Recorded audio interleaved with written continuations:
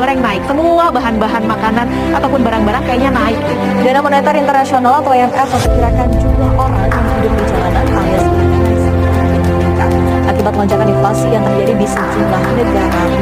Lalu muncul pertanyaan, bagaimana dengan Indonesia?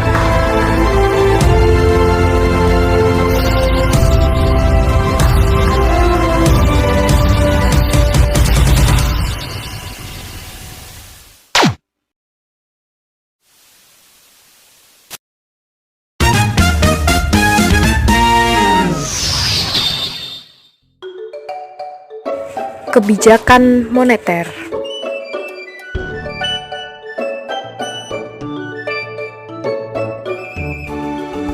Apa itu kebijakan moneter? Kebijakan moneter merupakan upaya mengatur persediaan uang sebuah negara untuk mencapai tujuan tertentu, seperti menahan inflasi atau mencapai kerja penuh atau lebih sejahtera, melibatkan pengaturan standar bunga pinjaman, kapitalisasi, dan berbagai instrumen lainnya. Dapat disimpulkan dengan kebijakan pemerintah melalui bank sentral untuk mengendalikan jumlah uang yang beredar dalam rangka mencapai kestabilan ekonomi. Lalu, tujuan kebijakan moneter itu apa?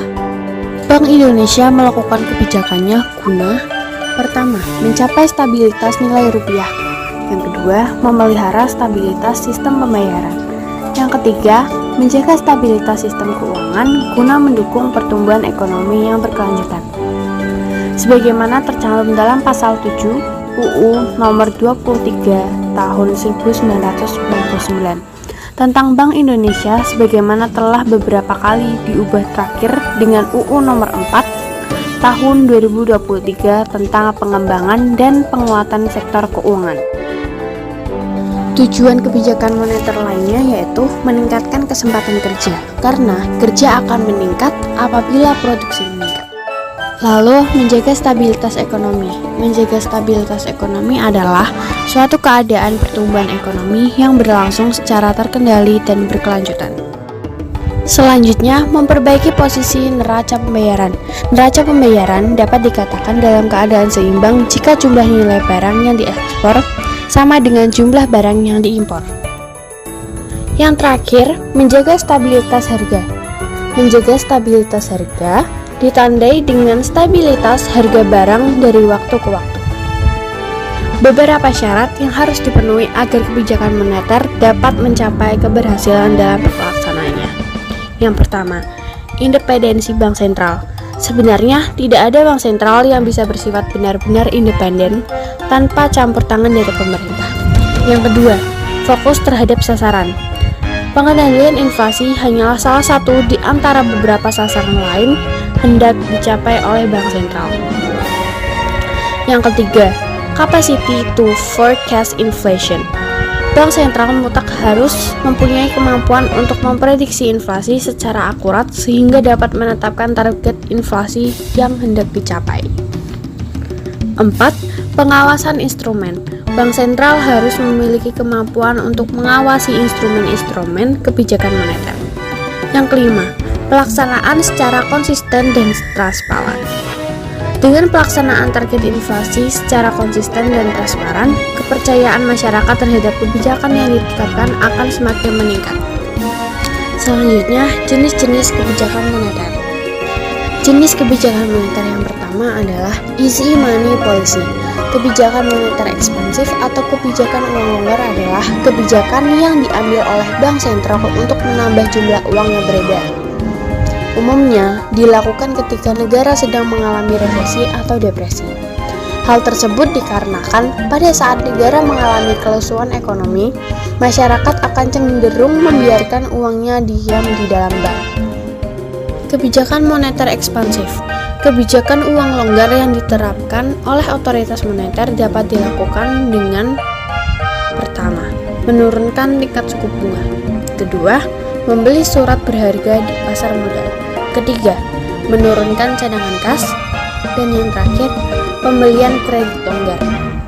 Lalu, dampak penerapan kebijakan ekspansif.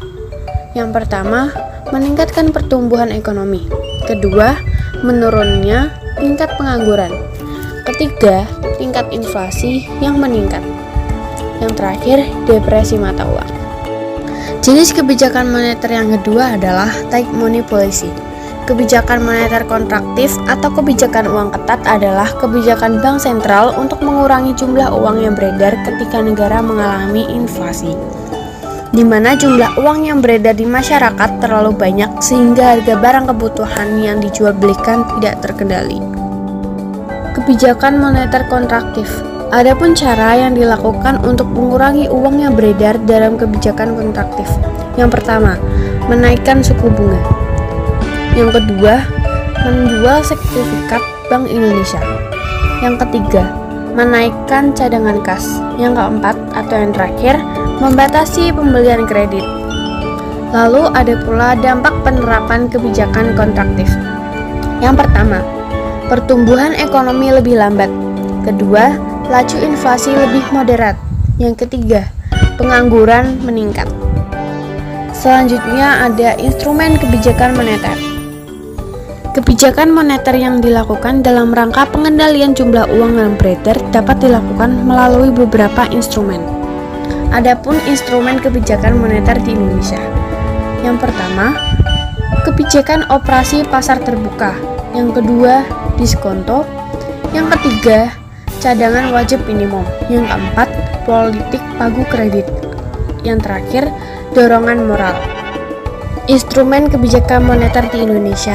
Yang pertama, kebijakan pasar terbuka.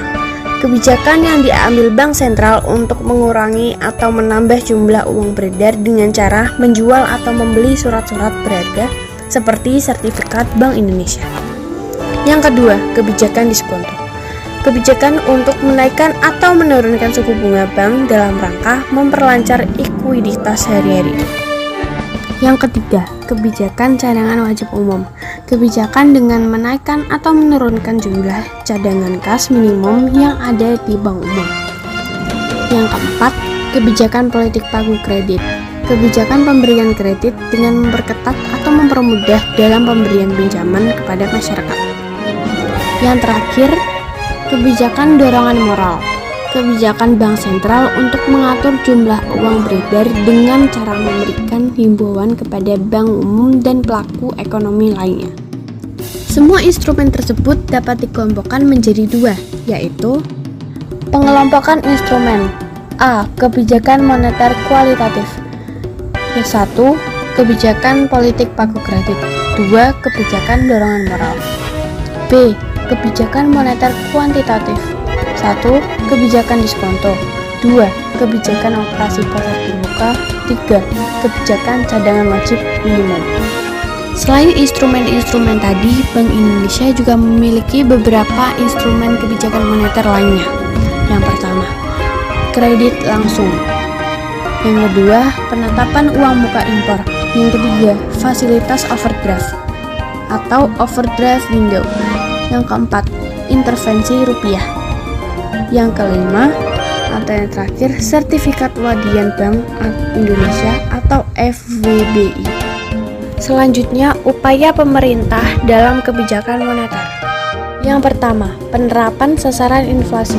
Sejak tahun 2000, Bank Indonesia menetapkan dan mengumumkan sasaran inflasi yang akan dicapai melalui kebijakan moneter, yaitu jangka menengah sampai panjang atau 3-5 tahun ke depan, yang saat ini sebesar 6% untuk tahun 2006.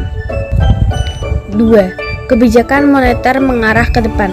Kebijakan moneter yang ditempuh Bank Indonesia diarahkan untuk mencapai sasaran inflasi yang ditetapkan ke depan melalui pengembangan model-model proyeksi ekonomi, nilai tukar, dan inflasi.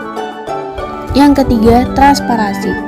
Penjelasan secara periodik mengenai pelaksanaan kebijakan moneter dilakukan oleh Bank Indonesia baik pada setiap awal tahun, triwulan, bulanan, maupun mingguan. Keempat, akuntabilitas. Sesuai dengan UU Nomor 3 Tahun 2004, Bank Indonesia diwajibkan untuk menyampaikan laporan tahunan dan laporan triwulan mengenai pelaksanaan tugas dan wewenangnya termasuk kebijakan moneternya kepada DPR. Sekian penjelasan dari kami. Terima kasih sudah menonton dan menyimak video kami. Sampai jumpa.